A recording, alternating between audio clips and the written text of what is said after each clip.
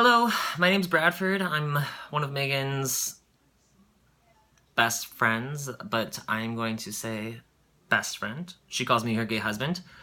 I'm currently in my bedroom in Harlem, in New York City, and she asked me to create this video for you guys a month ago, and now I am just doing it now. So I'm sorry that you couldn't see this bone structure earlier, but at least you are graced with it in this moment. She asked me to film this video for you guys because I run a company called Bad Apple Boylesque, which is an all-male burlesque company in which I basically hire men to perform in a show where they take their clothes off in the most creative ways possible. So we have an act where one of our performers strips while singing If I Were a Rich Man from Fiddler on the Roof, dressed up as Donald Trump. It's super hilarious and it kills every time.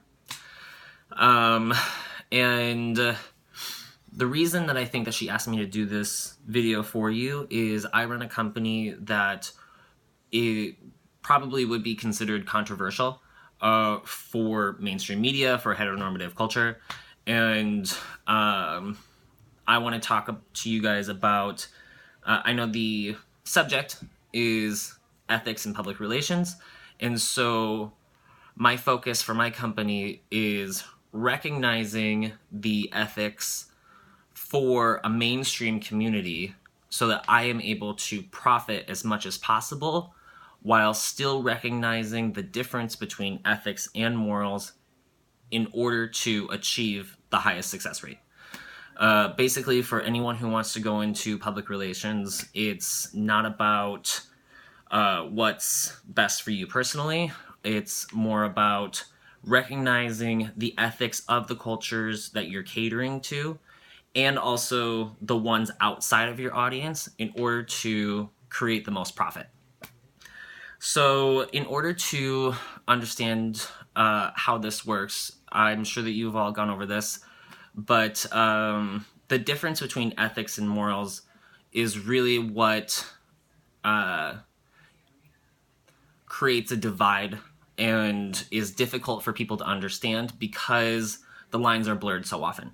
So logically, we can understand the difference between the two, but emotionally, people really struggle to differentiate. So an example is the BP oil spill was obviously a disaster for that company. And morally, if I was offered the position to do the public relations cleanup campaign for the BP oil spill, I don't know how I would morally feel about that. However, someone who clearly did take it on did morally feel okay taking on the BP disaster, and they had to cater to the ethics of basically the American society. So one could say that to be the PR lead for BP would be wrong. They would also be speaking from their morals rather than from a ethical standpoint, because ethically there's a blurred line between recognizing what the general American public thinks about the disaster to the environment, but then also what the employees of the company have to struggle with if the company were to go under. You have two conflicting ethical arguments, and so regardless of how a person, or regardless of how a PR campaign would feel morally about supporting BP, ethically it's important to recognize how the public perception is going to handle your campaign.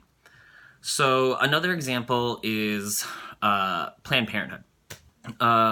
Religion often creates complexities with morals and ethics, as the religious community will hold a set of ethics, but they will teach and cater to the individual person, making them feel as though those ethics are actually inherent morals. So You could say, I am a Catholic, and these ethics as taught by the Catholic Church are to respect your mother and father, but I hate my parents, so morally, I feel fine about that.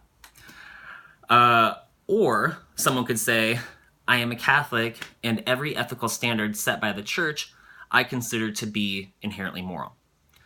So when I'm running Bad Apple, it's really important to consider how the gay community is going to recognize my company and how the straight community is going to recognize my company. When you are catering to a minority community specifically, however, wanting to broaden your scope in order to make as most money as possible, of course I'm going to need the straight support. So I followed a few guidelines when I started this in order to make as much money as possible. So for the actual performances themselves, we set the standard of no full frontal nudity. Morally, I don't care. I'd love to see more dicks. That's totally fine with me.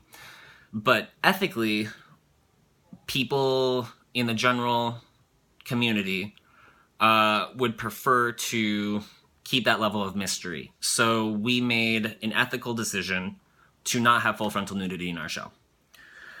For advertising, ethically, it's very important to respect the photographer who's taking photos for your company, to pay tribute to any artist who contributes to your company. So almost all of our advertising has been on Instagram and Facebook. And so if we have a photographer take pictures of our boys, then we ethically have to credit that artist. Morally, I think that if somebody posts a photo online, then it's up for free use. But that's the difference there, is I have to respect what the ethical standards are rather than my own moral standards.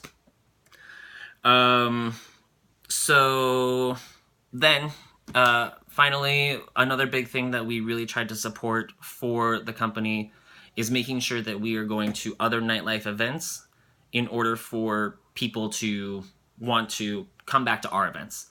So morally, I don't really care about other people's shows because I'm a selfish person, and I don't want to go all the way to Brooklyn to see some tiny little rinky-dink burlesque show that just started.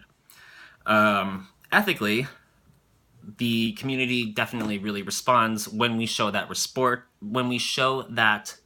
respect and support for them, and we're generally viewed as being nice people. So, in conclusion, a successful PR campaign is about the social awareness of your clientele, and if you know the ethics of your audience, then you can cater to those ethics. I hope that this is actually what I'm supposed to be talking about, because I spent like 2 hours sitting outside trying to type all this out, and I'm smoking like 5 cigarettes. So I hope you guys learned something, and if you didn't, it wouldn't be the first time that I talked for an extended amount of time and nobody understood anything from it. So if you ever come to New York, come to one of our shows. We are advertising at Bad Apple Boylesque on Instagram, facebook.com/Bad Apple Boylesque, badappleboylesque.com, Google search Bad Apple Boylesque, and you'll find us. So say hi to Megan for me, and thank you for your time.